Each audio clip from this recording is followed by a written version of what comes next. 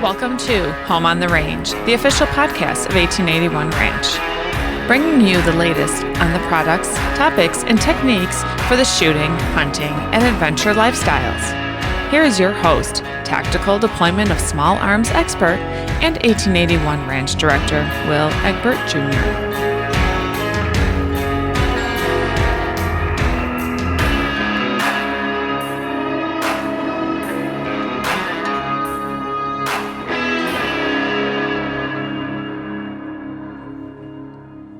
Hey everyone, it's Will back again with 1881 Ranch and Home on the Range podcast. This is episode 8.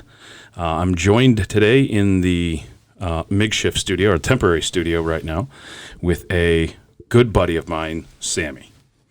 Sammy and I have known each other for a long time, and much like myself, has got a vast wealth of information locked away in his brain that sometimes he doesn't like to talk about. So today I've kind of hornswoggled him. So everyone say hello to Sam. Hey, everybody. Yes, this is Sam. I'm Bill's friend, and yes, I have a vast amount of information because I'm old. You're not that old. No, just a little bit background here. I am always going to be a Marine, but I joined the Marines back in the 80s and did quite a bit of different things there, and and then got into some technical things, and that goes into my current work today from the technical side. Now, when you were in the Marine Corps, you were out in, what, 29 Palms? Or I spent a lot of time out in 29 Palms in the desert, did a lot of outdoor activities out there. Because that one, 29 Palms is renowned for dropping dudes like crazy, right? What do you mean? Well, yeah, like it's a hard base to work out of. 29 Palms is one of the largest bases in the United States, 900 square miles of Mojave Desert. It can be pretty hard, dramatic changes in temperature. Alien wreckage. Well, that I haven't found any of that out there, but it's, I can go into a little bit of when I first got there. I was brought in at night by bus, and I saw a bunch of lights out there, and I thought, oh, great, when I wake up, there'll be a city and all this stuff. And no, when I woke up in the morning and I looked out there, it was desert as far as you can see, and I was wondering what I got myself into. Well, what were the lights? The lights were just some of the street lights and some of the different buildings that were out there. Oh, okay. So when you're at main side, it's just some of the buildings. Okay. And I thought it was actually some nice town and stuff like this because I never even heard of 29 Palms until I got there. Until I met you, I'd never heard about it either. Well, they call it, when I was in, again, it might have changed by now. They used to call it the stumps. You mean 29 stumps? Yeah. Yeah, because the trees are all dead. And it's a very large base. And there's a lot that goes on there that that help protect our country. And but yeah, I got a lot of my Marine training there, among other places. But I spent quite a bit of time at 29. Cool. And then that kind of led you. What were you doing at 20 when you were in the Marine Corps? What'd your MOS turn into? So if people know what the MOSs are, I was an 8531 and 0844. So fire direction control, which works with computers, things like that for artillery. And that was 80s, right? That was back in the 80s. All right, so that's right when everything really started to take off technology-wise for direct fire control and And the computers that we were using back then do not look like anything that they of the computers today. Let's put it that way. Now I bet you can call in a nuclear strike right from your Apple phone. Yeah, pretty much, probably. But then, but that did help me get into technology. Well, I should say back in high school, I probably wrote my first program on an Apple. So. Oh yeah. Yeah. So that was with no hard drives and everything. If people can remember those days. Yeah. I remember those big, what were they, 8-inch floppies? There was... There's the 5 1/4. Yeah. I don't remember. What was the one that predated that, though? It was huge. It was on one of the Tandy computers. Yeah, it didn't stay around long. Yeah, people will remember the punch cards if you want to go back that far. Oh, yes. Don't drop a punch card, right? Yeah. But, I mean, I started getting into technology back in high school, and then I kind of went into my military career, but I actually started working on databases back then in the military. Also, when I was throwing that, when I was I was a marksmanship instructor on the range, and that's where the 8531 MOS comes in. But I got a lot of experience out there. I did a couple other things, and it was great. Well, it definitely did shape who you are. So anybody that thinks about I am crazy as a loon. And I have to attest to everybody, and we'll get into our background here in a second, how Sam and I met and everything. But I have to tell you, you are definitely a Marine. I think you were a Marine before you went into the Marines. Well, there was probably some of that in you already. I'm a survivor. Let's put it that way. And yeah, you know what? Like most people with good character, they've all come from rough starts. Right. Everything in your past, though, builds who you are today. Right? Oh yeah, definitely. So the Marines, my background before that, which is for another topic or 25 other podcasts later, but that's all of that builds who you are today. So that's where we are. So you're working in technology now. I am. I've been a consultant for over 25 years in technology, and it's very enjoyable. You learn a lot. It's fast paced. It's constantly changing. Constantly changing, constantly learning. Mm-hmm. That's one of the things I like. So, again, that's what helps you in your career, in your personal life, everything. It all overlaps, right? Yeah. Well, that you'd see all the commercials and things like that. Go into the service, come out with a career. And I think a lot of people got lost with that, and they're like, "Oh yeah, sure thing, whatever." But in your case, it actually did transfer right out of the service and right through a career that's kept you going, right? And that you enjoy. Right. I was fortunate. A lot of our veterans are having a little bit a tougher time, depending on what their MOS is. But I was fortunate when I got out to actually start working in a technology company fairly quickly. Now, it wasn't right away, because I work construction and stuff like that to, try to make ends meet when I got out, things like this. But, but also then I went to tech school outside of the military. You have to take the lead that they've given you. Yeah. And you have to take the next step. Right. So it's not gentle. Yeah. So it might be rough trying to get going, but again, like I say, I was fortunate to get into technology and stay there to this day. Yeah. And you know what just dawned on me? What? I never said what episode 8 is about. Yeah, what is it about anyway? What are we going to talk Boy, about? Did that rabbit hole get deep quick. All right, so episode 8, I'm sorry, everybody. We're in most fashion, when Sammy and I get going, boy, we cover a lot of different ground. So episode 8 is actually on a 24-hour kit, search and rescue or preparedness kit. We're going to get over all of the details of that here in a second, but I'm so sorry that's what the podcast is. Like you didn't know. I mean, you clicked on the button, right? It's got a title there, but right. Whatever. All right, so that was some of your highlights. Yeah. Was there anything in your professional career that really stood out as a defining moment that? Well, let's talk. If we want to try to start getting into the meat of it, about the 24-hour kits and stuff like that, over my life, we'll jump on that there. But is there anything else that? Oh, what? I mean, your technology, got you to a certain point as a consultant that you were able to afford, an H1.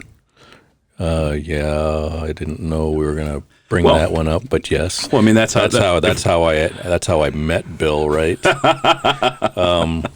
Yeah, I was. I love the outdoors. I love, and again in the Marines, I was outdoors a lot, so that was like just something that's, I guess, bred into you, that it's nice out there. But yes, my career and my job allowed me to have an H1 Hummer, and I liked them because at the end of my military career or service, they were bringing some on the base at 29 Palms to test, and they could do a lot. And then I found out years later, back in the early 90s, I think, but couldn't afford it at that time. But back in the early 90s, that they actually were, AM General was going to make the civilian version. Right. Well, you could get them in the 1980s.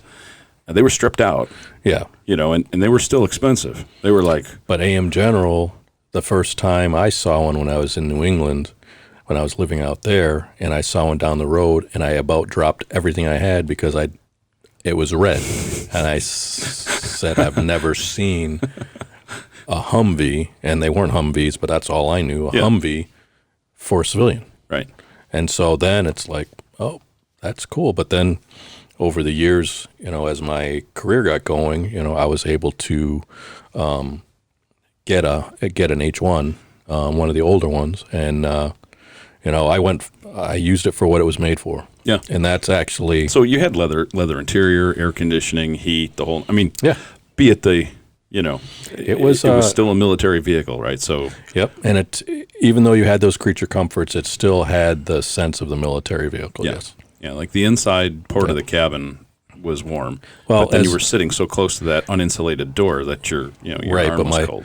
What a lot of my friends and even my wife now has said that that vehicle is for people that don't like each other, because I can say the same. My wife can say the same thing about the Defender, because the engine and everything was in the middle, and so you had this big huge console, and the H1 is so wide, and the seats are so small that you could hold hands, but that's about it. That was about it. Yeah. And but I'll tell you what, we've taken those H1s to Ouray. We've taken them, they're very capable. Yeah, very many different places, and gone off-roading with it, and it is one of the most capable vehicles that I drove.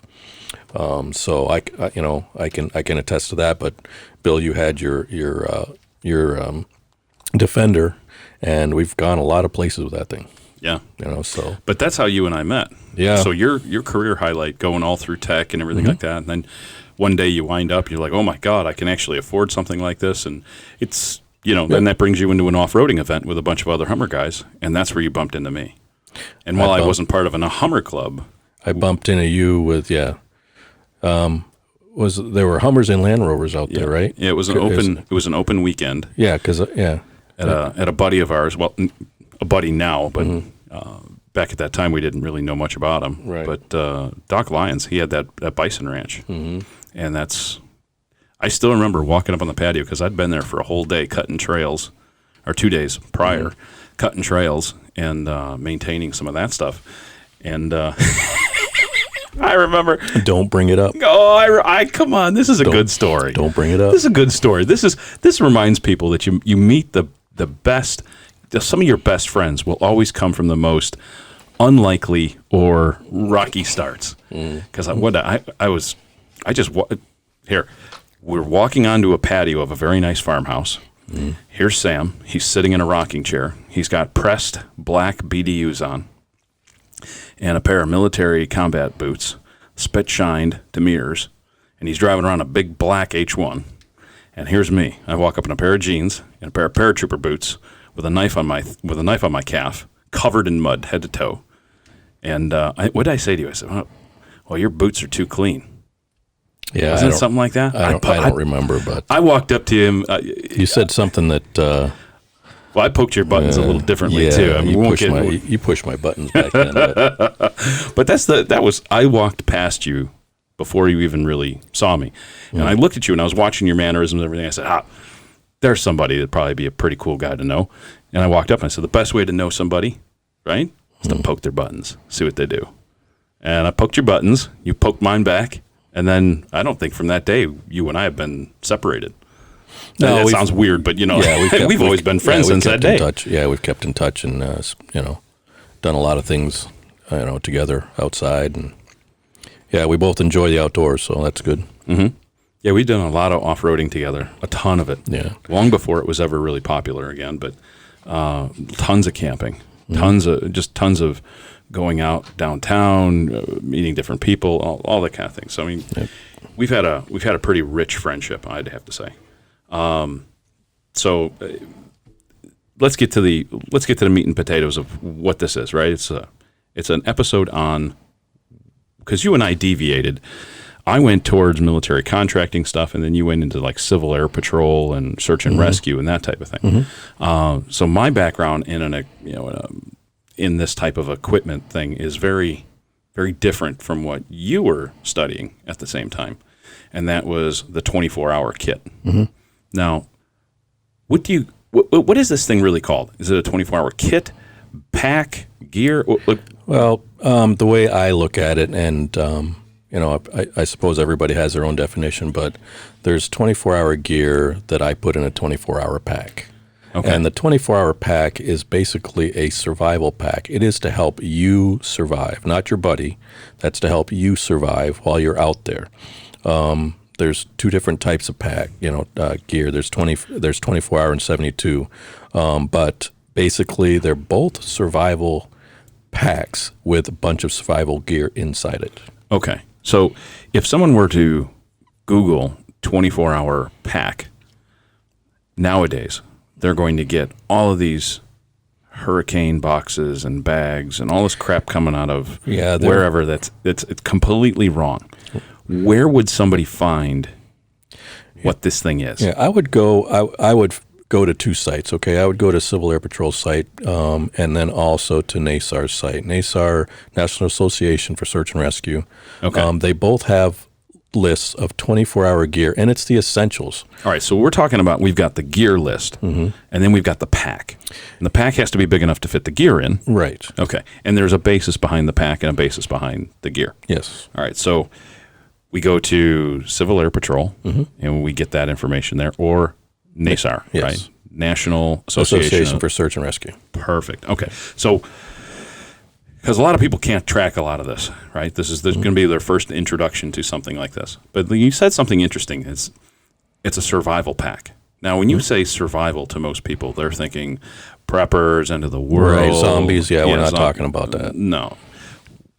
Survival means actually surviving, right, without anything else but what's on your person. Right. So, yes. So when we say survival, okay, and we did this when I was I'll backtrack a little bit and just talk about CAP for a minute. When I was one of the ground team leaders with Civil Air Patrol, one of the things that we would do is we would take our team out with only 24-hour pack, and they have to spend the night, okay? And they need to be able to survive using just that 24-hour pack, okay? Because one of the things about a kit is that you need to be able to know how to use the gear that's in the pack. And if you don't know how to use it, then it's not a benefit, it's a detriment to you. Right. Okay, so you need to know how to use it. So we would take our team out every now and then and say, and of course we limited the risk, right? So it would be on a nice day, nice evening, not down in the wintertime. And you would spend the night and using that. So you were doing practical exercises with the actual equipment. Yes, you have to. Right. You really have to whether it's in your backyard or anywhere, you have to be able to know how to use that equipment, because you might be missing one very, very critical piece, okay? And you might have got it on the list when you went to the list and you bought everything, but then you're going through it and say the tarp that was in there that you're going to use as shelter, okay? For some reason you put it somewhere else, or you were using it for something and you didn't put it back, Now you're missing a major piece of your kit. Mm-hmm.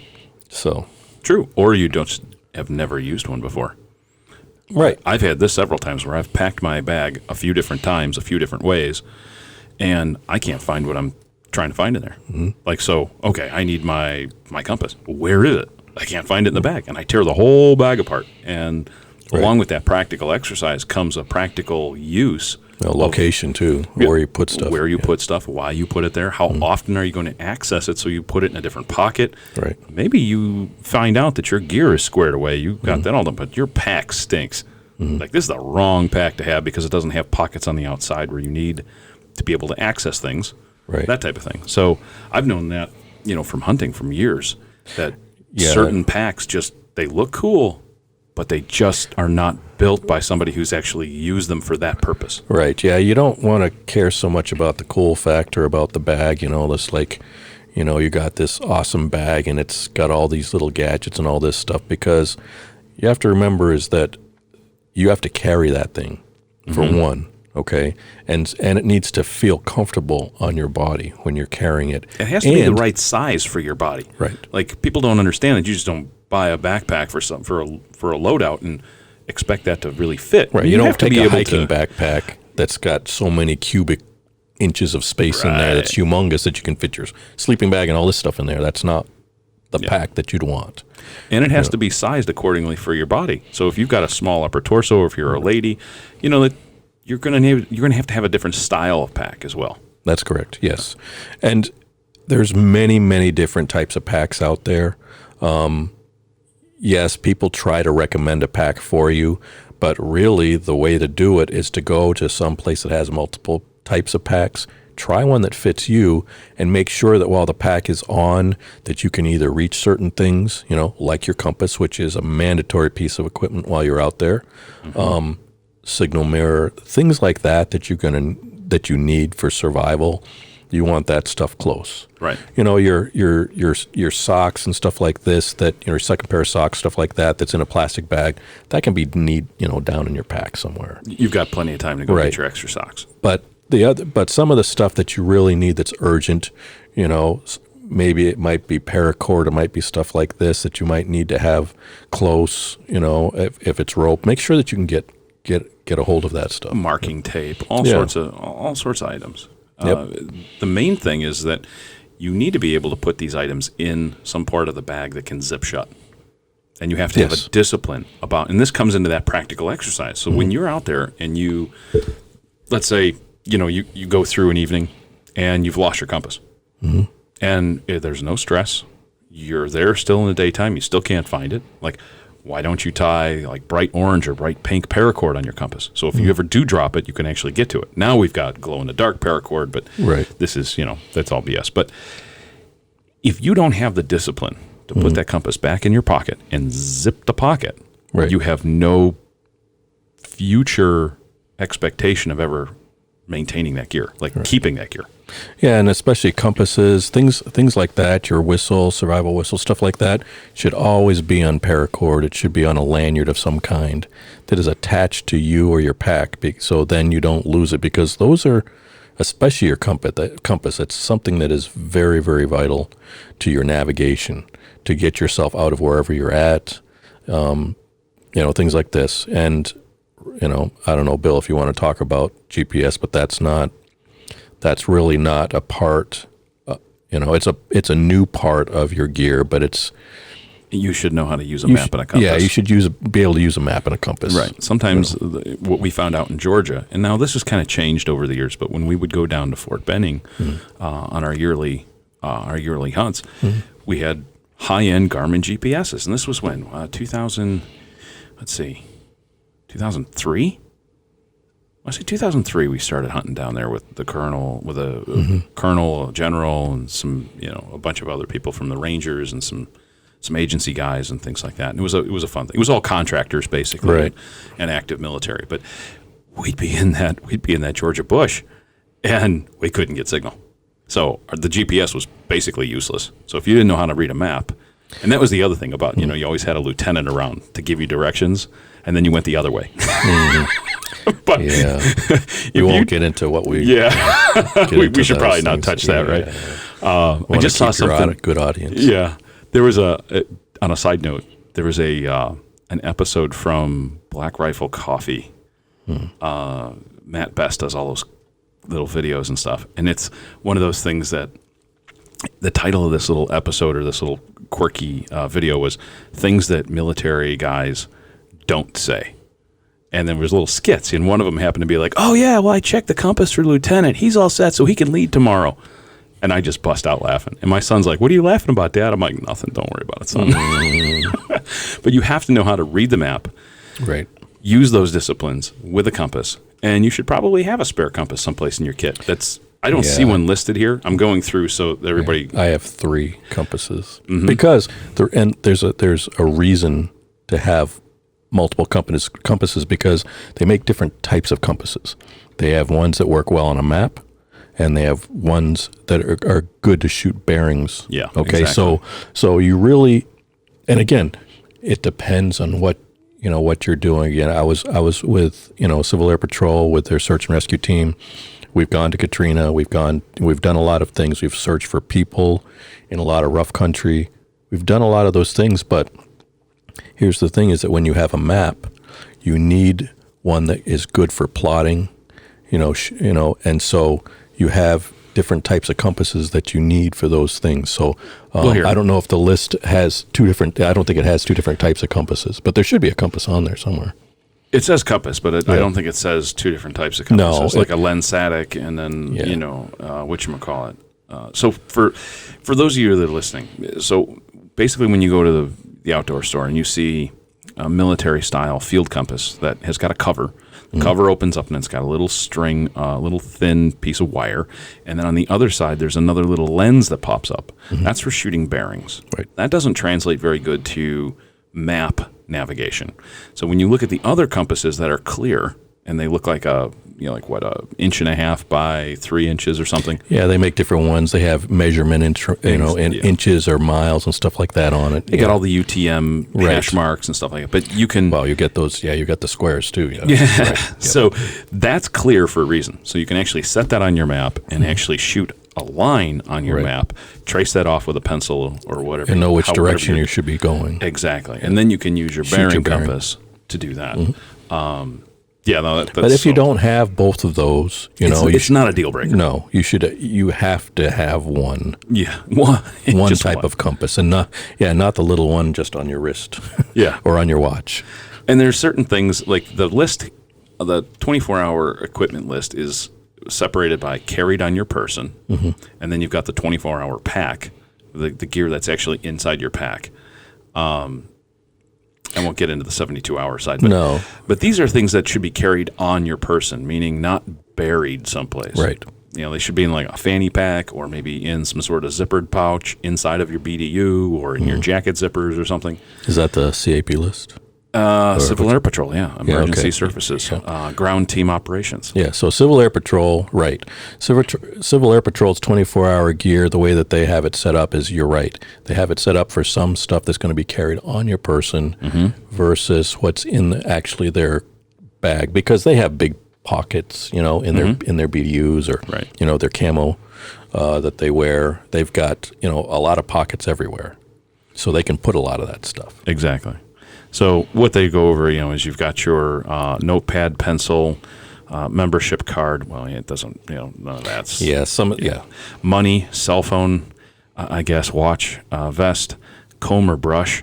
If you guys have long hair, for ticks nowadays too. I mean, ticks are all over the country in record numbers, and they're just nasty, right? So pocket or utility knife, and we're going to get into this in a different episode, but a utility knife is a lot different than a pocket knife. Right. And a pocket knife is a lot different than a hunting knife. And each one has got its usefulness. So if you wanted to carry a pocket knife and you wanted to carry a pair of pliers, like a utility, what my idea of a utility knife would be, would not be a box cutter, but it would be a Leatherman tool. Right. To me, that's how I read that.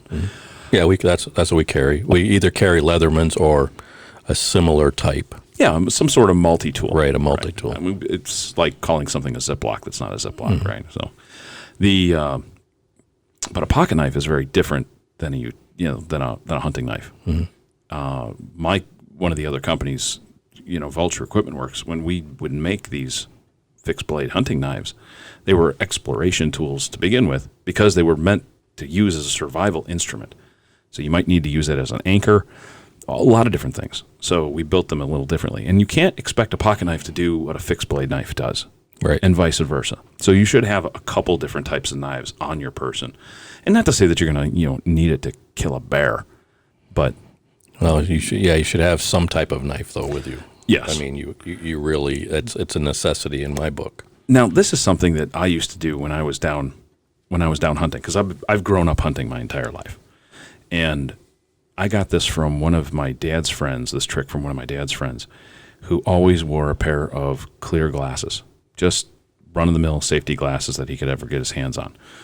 And when we were hunting in Canada, I was a little boy. I was 12 years old or something. We were 40 miles south of the tundra. And it was very evident to me who knew how to hunt in the group and who didn't. And my dad, he was not a hunter. He liked it. He wanted to learn more. But a couple of his buddies, they were actually big game hunters. And they took this stuff seriously from when they were very small. But they got introduced to it earlier in life, right? And they said, young William, you need yourself a pair of clear glasses for in the woods, son. And I said, why? Why do we need safety glasses? I've lived my whole life outside. I've lived it in the woods, running up and down. He goes, buddy, it only takes one branch, one stick in the eyeball, and now you're a victim. Mm-hmm. Now That's right. you need to be saved.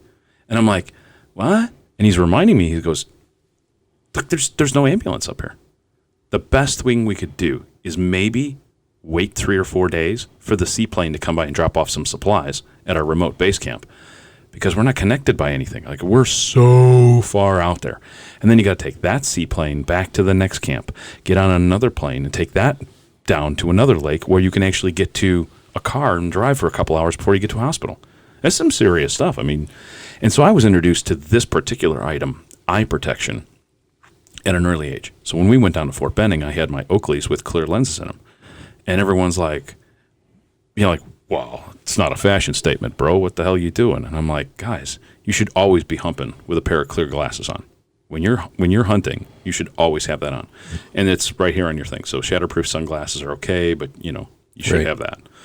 Handkerchief and tissues, ground team members handbook. Yeah, I throw that out the window because we're not in Civil Air Patrol.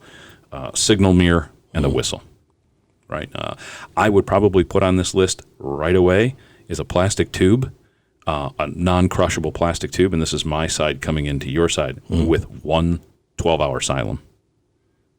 And that should be kept on your body, just because sometimes flashlight batteries die. Right. So if I need to signal, I think you'll find those in the actual 24-hour kit. Yeah, they have the light sticks in there. Yeah, light sticks are there, but I would actually carry one on your person.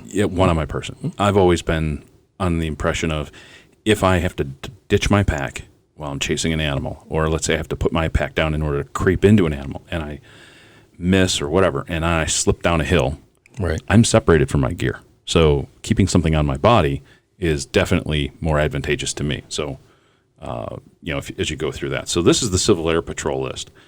I think we got a little off topic, but so we know where to get the list from. We know what it's called. What else can we use it for besides search and rescue? Okay, so 24-hour, and it's, again, this is just me, the way that I use it. I keep one in my truck at all times, okay? And then I keep one in the house. Do you keep the contents in the truck, or do you keep an actual physical bag? I keep the bag with contents. I actually have multi sets of 24-hour right gear. But you're not taking the contents, the gear list, and then packing it in all the compartments of the truck. You're actually keeping it in a bag. It's in a bag. I'm sorry, yes. Yeah. It's in a bag, and I keep that. And so because we like to hike, we like to go do a lot of different things. So when you're doing that, you should always take a 24-hour bag with you, okay? Right. Because you don't know what's going to happen if you twist an ankle, break an ankle, fall down a little cliff somewhere, and it doesn't have to be big. No, I mean literally, you could step in a foxhole, right, and shatter your tibia. Yeah, and so you need to have equipment with you that can actually help you survive the time that you're going to be outside. And if you're out there by yourself, especially, and there's nobody around, you need to be able to try to get yourself to survive the 24 hours until somebody can realize that you're missing, or find a way, because you'll have your signal mirror, things like this, that you can go ahead and signal somebody for help. So there's a lot of things you need to think about when you have your 24-hour gear, and a lot of what ifs, I guess. Right. So yes, okay. So getting back, I keep one in my truck, and then I keep one at home. And the reason I keep one at home is because, yes, I mean, you might say, well, I have all these things at home. I have my whole house full of stuff. Okay, yes, you might have your whole house full of stuff, but then once the power goes out, once you have no gas, or all your utilities go out. Let's say you just have a house fire. You have a house fire. You're going to grab your 24-hour gear or something, and you're going to leave. Yeah, should be by maybe the back door or something, or maybe in the centrally located in the house, so you can actually grab it and run out the back door. And a lot of people think of go bags, right? you hear that term nowadays. Yeah. You know, I think go bags are, when you type in go bag list, I mean, you get things like spare ammunition. yeah, that thing's a mile long. Right? No, and it's this heavy. is different. This is Yes. completely different. Yes. This is not worried about zombies and Right. the national collapse of a leading world culture Right. and government system. This is in all seriousness, this is for you to survive. You and your family, if it has to be that. And if you have family, they should have a 24-hour kit too, because that 24-hour kit really is just for you. Okay, you should have one. My wife has one too. Okay, so she has one that I put together. And Well, she has to, because you said that this is just for you. yes, So this is not a two-person 24-hour bag. This is a single person. no, you can share some of the stuff in there Yeah. if you're together. But what happens if she falls down the hill? Right. Okay, at least I know that she has gear down there, and I can yell at her, "Hey, get this out, get that out." Exactly. You know, Yeah. get that poncho out if it's raining, or get this. You know, And you can leave her there. don't tell her that. You can leave her there, and you can split off with your gear and go for help. Yes, So you can start this in multiple different ways. So one person carrying all the gear is not a good idea. I mean, Right. this is the whole idea of backpacking with dogs, right? The dog carries their own food. yes. Everybody should carry their own equipment. They should, and if they can't, they should get at least more familiar or more physically able to do that. Yes, Or perhaps carry maybe a lightened version of this. There's ways to give and take, because I mean, you kind of have to until you get to a certain point. But okay, so it's someplace in the middle of the house. You've got one in the house. You've I got do. one in the truck. I do. I know you've got one in your camping trailer. I do. Yes, and I do have a trailer now because I'm getting old. I used to tent it all the time, and even when I tented it, though, That's your woman. don't give me that. Oh, you justify it by I'm getting old and my hips hurt and They have air mattresses for that, and they've Right. got But even when we were tent camping, I'd always keep my 24-hour gear either in the vestibule of my tent or keep it inside. Right. Okay, because again, you don't know what's going to happen, and I'd want to have, because I might, in my 24-hour gear, I also have a small hatchet. It's just for me. I mean, this is a basic list that's out here that we're talking about. But there's other things, especially if you're going camping in a tent that you're not having to hike it in. There might be some extra things. But I always keep my 24-hour gear with me, when I'm camping. It's a good practice. I fall out of that practice because I've got kids coming in and out of the back of the truck all the time. I'm in a pickup truck, so while it's 4 doors, I can't really stuff anything underneath the seats because my particular model of truck doesn't have anything where I could put a seat down on top of gear. Right? It's flush down there.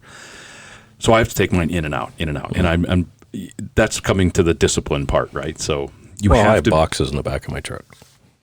That's next on one of the lists, right? So I've got it sitting there, but I'm waiting for the weather to kind of clear out so we can install them. But whatever vehicle you may have, it doesn't take up that much room. no, it does not. So if you've got an SUV or a car, you've got a trunk space, and in both of those things.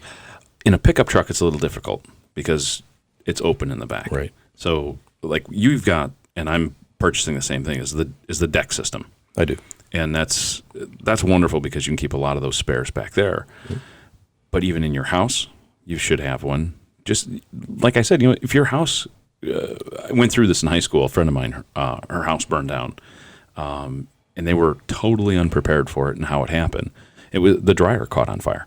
The dryer lit, and they were completely unprepared. Now, thankfully, they were in a city and like where they had really good EMS response, tons of equipment, tons of responders. But this was in the middle of winter. Okay, so what's one of the things inside of that 24-hour bag is I'm sure they've got a space blanket on here, don't they? They do. One flashlight, change of socks, tissue paper. You mean tissue paper like toilet paper, Yes. right? Okay. No, there's toilet paper too. There should be tissue paper and toilet paper. Tissue paper, work gloves. That's a must. Yeah. Flagging tape. That I would almost want to say that should be on your person. At least for me hunting, I always keep a roll of that surveyor's tape, in a color that's not lime green, and not purple. It's always like a bright orange. Right. Or And to keep it environmentally friendly, now they have biodegradable flagging tape. Oh, do they really? Yes. Well, that's nice. Just to throw that in there. Well, that's A little plug. They've got their canteen, compass, 2 meals, MREs. Oh boy! Now that starts off a whole nother thing about how to doctor an MRE and how to live off of something that's not. Yes, an you MRE. don't have to necessarily have MREs in there, even though I don't have a problem eating them. But there's better food supplements in there that you can replace the MRE with. Yeah, they don't have it here. I'm not seeing it. 2 chemical light sticks, 1 or 2 favorite candy bars. Well, there's better options than that. But Do they have a tarp in there? They have a tarp. That's they have waterproof matches, duct tape, trash, signal meter, pocket, emergency. Oh, there it is. I looked right over it. Emergency survival blanket, i.e. space blanket. That's a Mylar sheet, and if you get one of the nice ones, it actually works. They even have those SOS. I can't remember who makes them now. And I'll put it in the notes or whatever. But it's actually a zip-up sleeping bag. Yeah, they've come a long way since. They have. I mean, these 24-hour gear lists are actually fairly old, but they continue to fulfill the need. They do. You know, The one thing it's doing is it's spurring your imagination. So, hey, look, you need a survival blanket. Well, you can take this thing to the moon and, pack a small bivvy. right? You can do all these things. It's just a matter of how much weight you want to pull and how big your pack is, that type of thing. Like my hunting pack has always got that. The Marine Corps bivvy is like that's the bomb, baby. I mean, you could almost get by with that in like 20-degree weather with just your trying clothes. to hotel it there, Well, it's just a bivvy, dude. There's no sleeping bag in it, and Right, but it serves multiple purposes, right? it does. It keeps me out of the water, keeps me warm. Maybe keeps insects off me if I'm at someplace. It might boil me in a bag, like boiling a bag rice type thing. But Well, here's something else about your 24-hour gear or any gear that you carry, because you want as much of the gear as possible to serve multiple purposes. Mm-hmm. Okay, so then you're not carrying one thing. You're limiting the amount of gear that you need to carry. So if you think through it, and it takes some thinking. I mean, that's what those practical exercises are about. Right. You might be able to drop 2 pieces of kit and replace it with one, or you might look at one piece of kit, like the glow sticks thing that I said. I would definitely have a glow stick on my body. So there's another practicality, like, okay, I got it. And why? Are you more hunting-centric? Are you more hiking-centric? right. What are you doing with this, right? Because a 24-hour pack can lead into, everything, right? We've got, come on, where are we at? We can take it in our truck off-roading. Mm-hmm. We can take it camping. Yes. We definitely use it for hunting. Mm-hmm. It needs a couple extra pieces for that. Exploration, it needs a few extra pieces, some extra batteries, and maybe a solar panel to charge some batteries for sat phones and things like that. But it works for exploration, and it's the basis behind almost every major exploration that's ever been run. A serious exploration. I don't mean like 4 people getting together and, hey, look, we're going to go walk through the woods. Right. No, I mean, you get on a plane and you get dropped off in the middle of Antarctica. Everyone has some sort of 24-hour or 72-hour kit on their person because of the environment they're in. And before we keep going, okay, let's talk about the 24-hour kit and the environments for a minute, okay? Because just having a 24-hour kit, that's great, okay? But you need to know the weather that you're in, whether it's winter or summer. And reason being is because I might put heater pads in my 24-hour gear for wintertime. Exactly. Okay. You don't want that, and you don't want that stuff in the summertime. So, not to mention, most of the time they don't last a year. No. So you're going to have to buy those things going into the fall every single year. So you need to think through the weather that you're there in, and replace the gear as the weather changes. Mm-hmm. Okay, because again, it's for your survival, and if you're carrying stuff that's good for wintertime, but it's summertime, it's not the best. And then for it's wintertime and you've got summer stuff and you have less stuff to keep you warm. Whether it's the second extra clothing because you're going to get wet, you're not going to get hypothermia as much maybe in the summertime as you would in the wintertime. but you still need to carry second Well, set. depending on where you're at. Like Right, if you get depending wet, where you're at. if you're working like crazy and you're sweating and all your clothes are soaked because you're still on the whole theory of cotton, Right. and you haven't gone into the nylon side yet, or the polyester, you're going to be wet, right? And now in certain parts of the desert, it drops down to 40 degrees at night. It does. Now you got hypothermia. Yeah, It only takes a couple of hours, and you're Right. your core temperature drop for hypothermia is what, 2 degrees, 3 degrees? I mean, it's something very silly. right.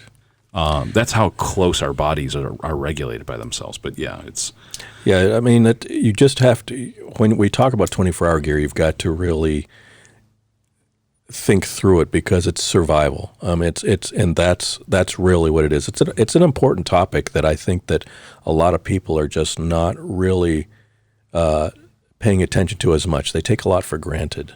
I think that started back in the 70s to today. I mean, now we're starting to get back into prepared. Everyone calls them preppers, right? Right. But if you went back to the 60s and 50s and 40s, everybody had days worth of food in their house at any given minute, and they could make their own bread. You know, they had all the things there. Maybe they had chickens, maybe they didn't. But people knew how to store eggs for a long period of time. They'd pickle them, or they'd do this or that. You know, so pickling and canning. And then we got away from that because of our culture and how we developed. So this is not something that is new, this 24-hour gear or whatever. No, it's not. You talk to a farmer, and he'd always tell you, I'll grab an extra jacket and throw it in a truck. You know, I've always got my knife sharp. My knife is always on me, and it's always sharp. You've got the people that have the just-in-case mentality, or just the way they think, and then there's other people that I'll just say they don't think of just in case. They just take things day by day, and that's the way they live. And I guess for some that works. For me, I've again, military background, growing up in the woods, I've thought differently. Now, when you say growing up in the woods, and we won't get into it because that's whatever, but you grew up in the woods. So Yes. when Sammy says, hey, look, I grew up in the woods, he wasn't leaving his house, running down to the end of the block and going into the, down in the empty couple lots at the end of the subdivision. No. Sammy he grew up in the woods. Yeah, I'll just say I grew up in a sugar house with 5 people, a one-room sugar house with 5 people in the woods. Dirt floors. Dirt floors, and there's no running water, no electricity, with an outhouse in the back, and that's Some flies for company. That's how we grew up when I was young. So most you guys had to do those things. A 24-hour gear is our new modern interpretation of how to do that, right? So, so when you use it for hiking, you should be thinking about weather. Well, normally you should be thinking about weather. What I saw recently, and this is becoming more and more carried through multiple different manufacturers, one of my mountain hardware packs. Is it Mountain Hard? No, it's not Mountain Hardware. Come on, Dana. Dana Designs. Who is it? It's I can't help you there, bud. I don't know what it is about doing a podcast. When it comes down to a detail about a manufacturer, I totally draw a blank. This is like several times I've done this now. So I guess that manufacturer's not getting a plug. He will. He will. They're heavy packs, and he does a lot of packs for smoke jumpers. And the company started out as Dana Designs, and then Dana Gleason sold it, and then he started not Mountain Hardware, not Mountain Smith. Oh, whatever. I'll get it here in a second as we're going along. These new packs have got different packs inside of them. They're zippered and they're color coded, so you can get 2 blue packs and a red pack, or stuff sack or whatever. And they're zippered and they got a big clear window on them. They started off in military, in the Marine Corps, as a matter of fact. Right. So it's just an way to organize all your gear. Exactly. So where I'm going with that is if you had supplements in your kit or your gear list, you could actually just switch out some of the core things, and maybe now you don't want to use a red pack. So if you use blue and red, hot and cold. Typically, red is going to be for all your first aid items, unless you use that like bright orange. You could just put labels on it and say first aid. You could do that too. And then the other thing is red, blue. You can't tell those in the middle of the night, so it really doesn't much matter. You should put a label on it, right? So maybe you want to use a, color coded, so you've got all your supplements for. I don't want to say supplements. I'm not talking about vitamins or anything like that. All your weather dependent items in the blue portion, and then your red portion. So all you have to do is take it off the shelf, plug it into your bag. Your socks are still in there. This is still in there. Extra batteries are in maybe a black bag that always is being refreshed. Right. Things like that. I mean, nowadays with these little solar chargers and solar cells that you can even get on Amazon, it's really, you don't even have to worry about batteries too much anymore. Yeah, that's talking about some other stuff that we carry with our gear nowadays that's not on the 24-hour gear list. Might be on the 72, but yes, now to get to more of the modern age, that's where we carry, a solar. I have a solar. I carry an external battery for whether it's my phone, my radio, but it's actually can be charged via solar, and it's small, and it just clips to my pack, and so it'll give you extra. It give you longer time on your electronics that way. Right. But you have to always remember the basics. You can carry that stuff, but you always have to remember the basics just in case something happens, your phone breaks, whatever it may be. You still have to be able to find yourself on a map and give somebody Latin lawn over a radio. Yeah, you need to do that. And it takes practice. All this stuff takes practice with your 24-hour gear. You need to practice using it, practice knowing where the stuff is. And my packs pretty much have the stuff in the same place. So depending on the pack I take, I know that the stuff's in there. There is some stuff that, try to get my wording right, that does expire. Okay, especially in your first aid kit. And in long range hunting, that's what we put in our black bag. Our black bag is all the things that expire, like batteries and hand warmers and that. That doesn't go. Basically, your black bag is packed right before you leave for a hunt, and that's all the things that you need to buy that are fresh, right? That are time experience. Like so a lot of the for my first aid kit, the stuff that I get that replaces some of the pieces of my first aid kit, whether it's medicine, like Tylenol and nausea stuff like that. I get that from Gauls. That's actually where I get it. But you can get it from a lot of outdoor places because they sell refillable packs. So they just sell you the small things. You don't have to buy a whole brand new first aid kit. You can buy just refills. Yes. And that's what you're looking for those type of things that are going to be disposable, if you put it that way. I guess that's the right word, right? I've never bought a first aid kit since 1985. I don't think I've ever touched one. I've always built my own. Yeah, I've bought first aid kits because I want cool things in it. Yeah, I want real butterfly sutures. And then extra tape to go over the top of those because I have this habit of impaling myself. Yeah, well, they have the taking chunks out of my body. They have the new sutures now, right? Yeah, that go on each side, and the zips. Yeah, it's like a zipper. Yeah, which is very good. But you still have to know how to use it, right? But here's a thing that a lot of people don't think about. You don't have to carry it in your 24-hour kit, but I do, and that is super glue. Oh, definitely. They've got medical super glue. Yes, right. It's purple, but we used to carry super glue before the medical super glue. Well, you couldn't get it before. It's been around for a long time. The medical one, but we couldn't get it. Yeah, you had to be inside of a surgical unit to actually get your hands on it, and it was highly expensive. And it didn't have a good shelf life. Now, if you go to Chinook Medical. They've got all of the military and contractor first aid kits, which are cool. Are really good stuff, dude. That'd be the only first aid or medical trauma kit that I would get, and I would use that as kind of my base.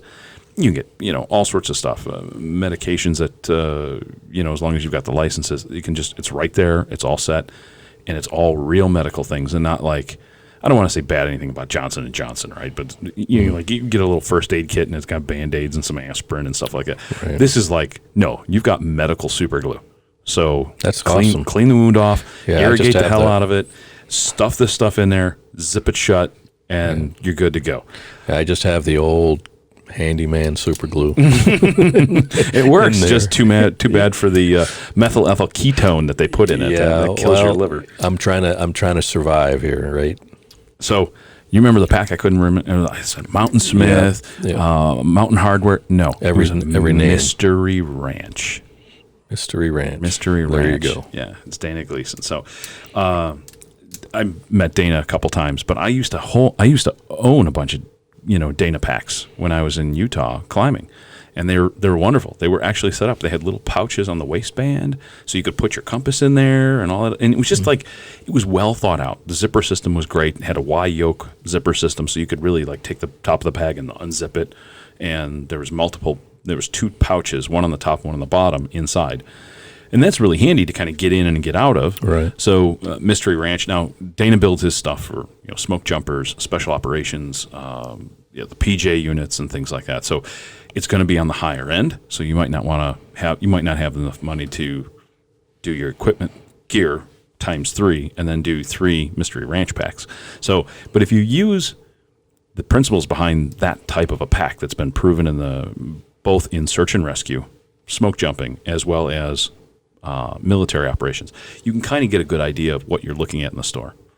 But I think everything boils down to this allows you to be alive for 24 hours. That's the goal, yes. Right? But what do you do before that? So let's say I'm lost now. What could I have done prior to cut down on the time it takes for search and rescue to get to me? So that 24-hour pack will last me for 24 hours, because that's all I have to look forward to. Yeah, some of the things that you can do is, if you're going to go out somewhere, you notify some people where you're going. You don't just go out on your own, but you notify. If you're going out in the mountains hiking, you can notify ranger station which way you're going.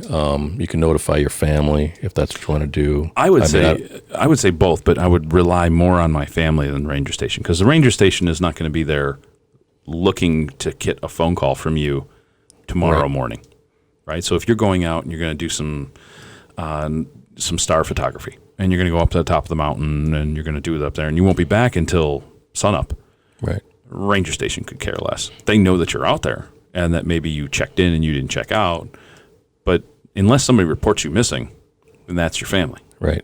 So a loved one. I'm not, well, yeah, and that you definitely need to notify people of where you're going. There's a couple, if you're a techie person like me, there's a couple other things you can do now, and that's where they have small GPS tracking units. Mm-hmm. Put it in your pack, and then let your family know where it is. They can see it on the phone. So if you don't get back soon enough, at least they know where you're at. They can tell search and rescue. Right.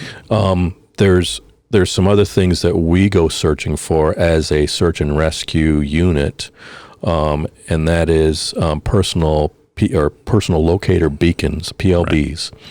And they're a little pricey, but if you're an avid outdoors person that likes going up in the mountains, whether it's White Mountains, Colorado, wherever, and you're doing this all the time, to me, I would highly recommend a PLB, personal locator beacon, because what that does is, as soon as you turn it on, and you make sure that it is somewhere where it will not come off your person. Yeah, that's getting back again to that person, right, versus your backpack, because you could fall down or be separated from that equipment. But that's your survival. That goes via satellite. Mm-hmm. And when it, and again, usually it's also location. I don't want to say location based, because that's got a totally different when you register definition it now. Yeah, so it goes by Latin long, right? Yeah, but it's also got proximity in it. Yes. Right. So depending on the ones you buy. Yes. Right. So if you're getting one that has both the satellite side, where it's transmitting to the satellite, your Latin long, it also has what did I just say? Proximity sensor. So let's say the battery's dead or whatever, because in the avalanches we'd have like these magnetic things sewn into our clothing, and that way you can almost use like a metal detector and find somebody in the middle of an avalanche. Mm-hmm. Same type of thing, but it was a proximity thing. Like you got close because you knew what happened over there. So you might want to look into that too. But personal locator beacons are, to me, another piece that is a necessary for 24-hour gear, no. But if you're an avid outdoor person, PLBs are something that you should look at, and it works via satellite. It goes to AFRCC, or Air Force Rescue Coordination Center, which, from the SAR side, from the Civil Air Patrol side, they do a majority of the search and rescue.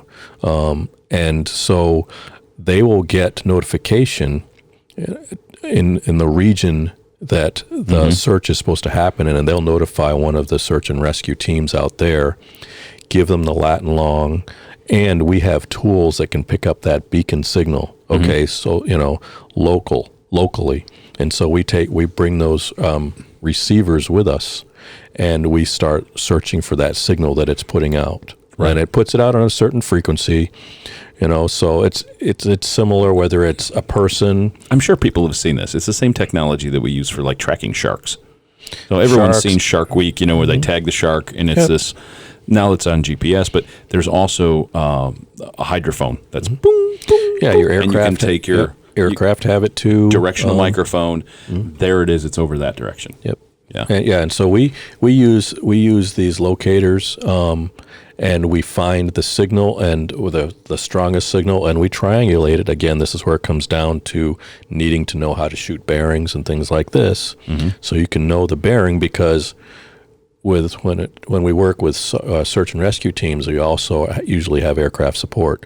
So we need to give them the lat and long of where we're at and the bearing, and they have the same equipment in their aircraft, and they will go out there and confirm and see if they can see a person, whether it's a person or it's a downed aircraft. That's what we search for, and the aircraft, the spotter, not the pilot. There's also a spotter. The spotter is the one that will relay back to us and then guide us into that spot. So if you have a PLB, that may save your life, and now people should know there's a difference between a PLB and a satellite messenger. Yes. Right. So PLB is active. It's all the time. Doom, doom, doom, doom. So as soon as you turn it on, it's working. Right. A messenger like Spot or InReach or things like that, unless you've got that, and I'm sure they're doing most of the same thing, but unless you've got that actively pinging something, it's a dead stick. You have to call out with it. So you have to hit the button. Yeah, it's one of those things that I'm okay, right? You send it out. I'm okay, or you've got to hit the SOS button. Let's say you fall down. Let's say you fall down, you knock your head, and you're wonky. You've gotten knocked out. If you don't call ahead and set up a departure and arrival time with your parents or your loved ones or whoever, and a generalized area, like a 1 mile or 2 mile, or depending on where you're at, right? A grid of where you're at, no one will know to come look for you because your PLB is not turned on. Right? In the PLB side of the DeLorme, or PLB will only work if you turn it on. Right. And the Spot is that emergency SOS button. Now, it's not like the fire units, right, that sense when you're actually down. Right. No, it's not like that. No. Right. So these are interesting units. They're made by Spot. They're made by I don't think DeLorme makes it anymore. I think it's purchased by Garmin now. So you've got Garmin, you've got Spot, and you've got ACR. These guys all make combinations of this stuff now. Now you can also have the two-way messaging and stuff like that, which is good. Like, hey, no rush. I broke my leg. It's getting cold. Sooner than later, but I've got my 24-hour pack. So 24-hour PK, good. Leg broke. Send help. Yeah, because and here's another thing is because if the weather's come in and it's rough terrain or something like that, it might be better because remember, for search and rescue people, it's their safety first. Yeah, you come second. Okay, so if it's not safe to have that team go up there, they're going to wait. Right, and the same thing with helicopters or airplanes. Yes. If the weather prohibits it, they're not jeopardizing. So the safety of my team was critical. And if somebody, because if one of your team goes down, now the team is not efficient. Okay, and now you have to, bring that team back and possibly another team come in. You lose people because you've one person down. Now it takes 2 or 3 people to bring that person off out of the area. So now you've basically lost the entire team. Yeah, so that's where Because you can't operate effectively with 2 or 3 people in the field. Yeah, you as the victim need to have that 24-hour gear to be able to survive until search and rescue can come get you. Mm-hmm. Exactly. Yeah. So this was a pretty good lead into 24-hour gear, or a 24-hour kit, I think. Mm-hmm. I mean, we hit on a lot of different topics. I don't think there's anything we covered probably more than. Yeah, we covered quite a bit at a high level. But there's so many uses. Well, I should say there's one use, but there's many different applications it can be kept in. Okay, so the one use is your survival, right? That's what it's there for. Now you should also, in that list, when somebody goes to look at this, they should also remember if they need medication and things like that. That stuff should all be like vacuum packed, right? And maybe that's part of the black bag that keeps getting rotated in and out, right? Medication is very important because you might take it for granted that you're a diabetic, right? Mm-hmm. Okay, but you don't remember to switch that stuff and put it in your pack, right? When you go out, you say, "Oh, I'll be back in the truck in an hour." Yeah. Okay, well, but Ryan. So he just went overseas, and I told him, I said, you better have a spare insulin pump. Yeah. Because those things they're highly sought after in other countries, especially third world countries. They catch you with that. They'll pull it right off your body. I mean, I don't want to get into that thing, but people can be very savage, right? So now all of a sudden, because he needs insulin constantly, right, he needs to be able to have a backup of that. So in case he does lose it or it breaks, something, he can still maintain his own health. So much to that 24-hour survival, the 24-hour gear, his would include, if he was leaving the country or leaving to go someplace undeveloped, that he would have spare batteries, a spare insulin pump, right, and spare insulin cartridges. And that's where it goes to that the 24-hour gear is for you, not for somebody else. Mm-hmm. So in your gear, if I'm, even if one of my team goes down, I'm using his gear for him. I'm using his first aid kit for him. Yes. And I would assume that, again, as a ground team leader, I know who takes medication or not, because that's one of the things that you inventory, when you're putting your team together. So this person is a diabetic or this person's on certain meds, things like that's this. That's a good point. So maybe with that, there should, on my stuff, and I've gone a little goofy with this, but on mine I've got dog tags, because they don't fade, right, nothing, right? You can read them. And it's just medical contact information. So there's a phone number. Yeah. And then there's the fact that, the brain injury thing. Mm-hmm. And then, so if you're on diabetic or you need high blood pressure meds or something like that, that could go on there. Yeah, you should have a medical alert tag of some kind, whether it's the bracelet, whether it's dog tags, whether it's something, because as a searcher, any information we need to evaluate the victim as soon as we get there. Because we usually have, and I didn't bring this up before, we haven't talked about it, but I was an EMT for many years. I got my first EMT license in California, I think in '85. And as I was working through the other organizations, I had it through there, but I got, I don't have it now. I let it lapse because of the Illinois laws and things like this. I won't go through that. There's so many Illinois laws that are just I was an independent. Dumbfounding. That's the thing, is I was an independent EMT because I'm in tech, really. Yeah. I had my EMT for my search stuff I like to do, and that was their requirement. So I needed to have my EMT license. But getting back, when we would find somebody, we had to do our evaluations. We had to do all this stuff. We would use their pack because we would hope that they have all the that's where you would start. And stuff. Yes. Yeah, you would start using their equipment first, and then augment with whatever you had to pull out of yourselves. Right. We'd have a jump bag with us for a medical jump bag with us, but we would start with their gear first. Mm-hmm. You have to preserve yours as the life-saving organization. You have to preserve all of your resources. You don't know when you're going to be able to get more of those resources back in country where you need them. So for a searcher is different than just a regular hiking person. Right. As a searcher, we have to carry a lot more gear.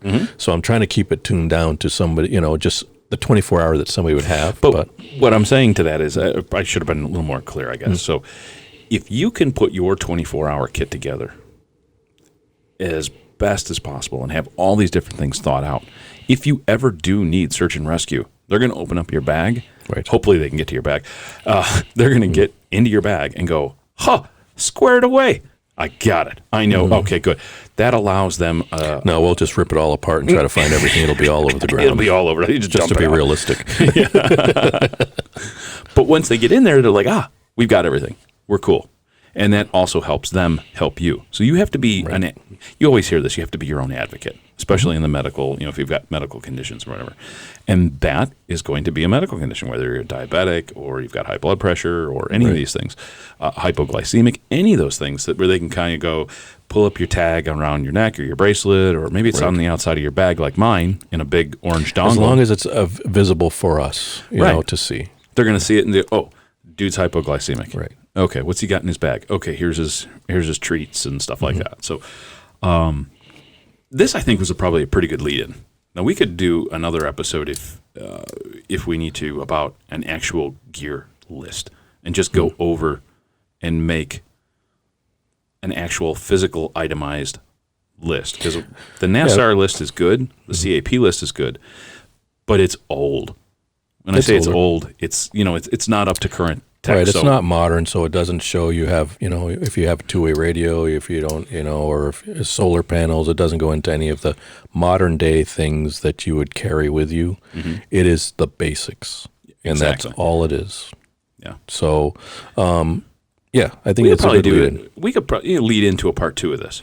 Yeah, so maybe we'll do that next, and we'll come back to that. But Sam, I want to thank you, Bell. This has been great. Well, I'm thanks sure for inviting me. Yeah, it was a lot of fun going through one of these things, and we've got 20 of these different topics that can go on and on and on. I don't know if I can talk that long. Well, not today. Not today. But I had a lot of fun, and if anybody has any questions, you can reach Sam through us. Shoot him a message through the 1881 Ranch website. You can reach us through membership at 1881ranch.com, and or reach us on the phone as well, 708-803-1881. Till next time, guys. This has been a wonderful time. Thanks again, Sam.